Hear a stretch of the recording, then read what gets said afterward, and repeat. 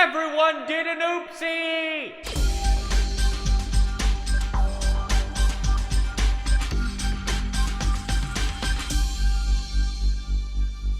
Pew News. My name is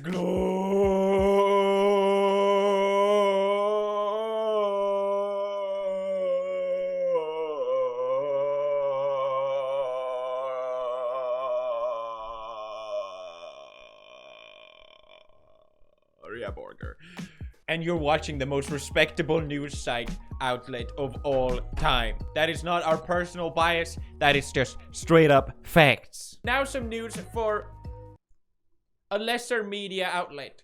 BuzzFeed, everyone. Pathetic. BuzzFeed prints a one-off magazine. Wow, that's incredible. Wow, how innovative. Going back to print, what a great idea. And put Momo on the cover.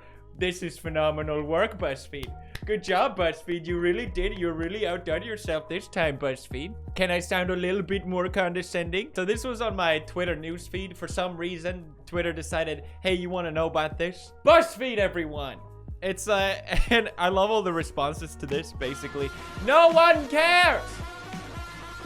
Good call, moving to print. Booming industry. So you're telling me the creative director said, when history looks back at BuzzFeed's #1 issue, we want the iconic mama to be on the cover. Well, too bad there won't be any history for BuzzFeed. I know, this is so sad. Last month, it was reported that as many as 2,100 people have lost their media jobs in the past 2 weeks. BuzzFeed having a cut of 15% of its staff. This is so sad. Okay, I'm not giving my opinion, but I'm literally shaking and crying right now. BuzzFeed, who hires such amazing people like Joe Bernstein. Oh, God, no. No. Oh, and not Vice, too. Vice. Laying off 10% of their workforce. Vice that does such incredible journalism. I mean, this is a huge blow for journalism. How are we possibly going to survive? Now, obviously, people losing their job is not to be celebrated, but it's kind of hard to feel bad for companies that have run these smear campaigns, and not just against me, but other people as well. How long do they keep thinking they could do this kind of stuff without getting away with it? Obviously, there are many factors involved, but I find it ironic and funny how BuzzFeed 2 years ago, after the Wall Street Journal scandal, posted about my downfall, writing, his downfall feels anti-capitalist, it feels non-conformist, it makes us feel all the things we love to feel when trying to prove we're better than that.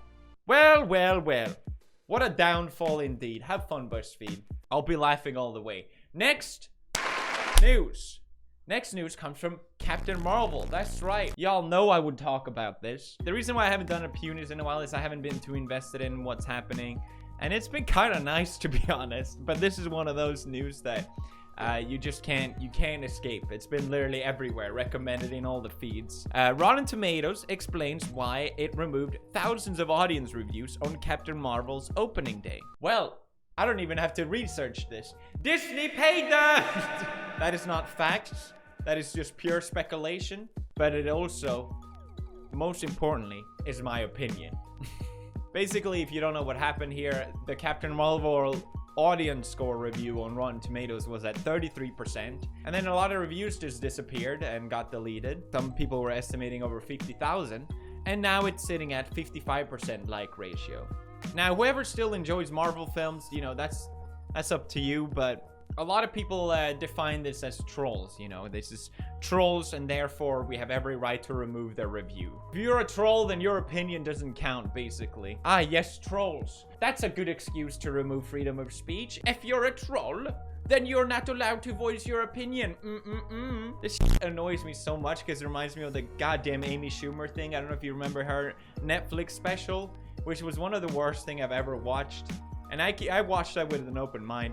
5% liked this film, according to Google users. After the bad reviews came out on Netflix from the Amy Schumer special, they removed the 5-star rating system, which now makes it impossible to find something that you actually like on Netflix. I've just given up trying to find stuff from there. Rotten Tomatoes says that it was a bug that removed 10,000s of audience review. Okay, Rotten Tomatoes, sure. Are we expected to believe this? Now, you might ask yourself, why? Why was it getting bad reviews in the beginning? Well, some people obviously liked the film. Some people described it as bland and not that interesting. And I mean, considering how many Marvel films they've done at this point, it's probably kind of hard to innovate. Personally, I think a lot of people dislike this film because of the main actress, Brie Larson, who is probably one of the most unlikable lead female characters I've seen in a long time. I mean, just... And one more question. What does it mean to be a woman in film? It means it's really hard.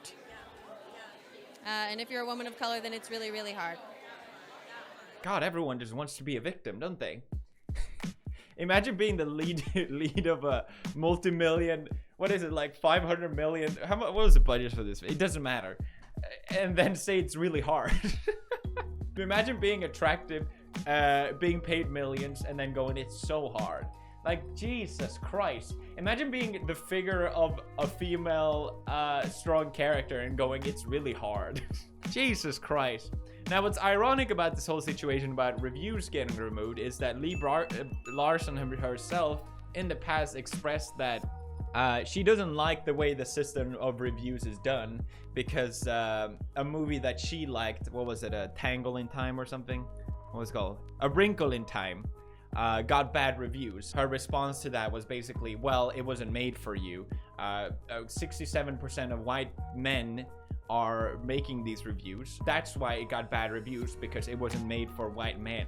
Okay. Have released findings that 67% of the top critics reviewing the 100 highest grossing movies in 2017 were white males.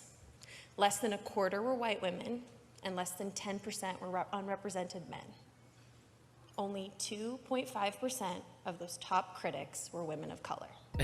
It's important to note the fact here that Brie Larson doesn't hate white men. And I'm also saying I don't hate white dudes. I'm just saying... I'm not supposed to give my opinion, but I'm just saying. Am I saying that I hate white dudes? No, I'm not. Let me try and unwrinkle this. She hates white dudes, or... I don't understand. And for the third time, I don't hate white dudes. Now, whether you agree with her or not, I think her politics is what muddled people's opinion about her, at least. And I think that's fair. You know, not everyone wants politics in everything.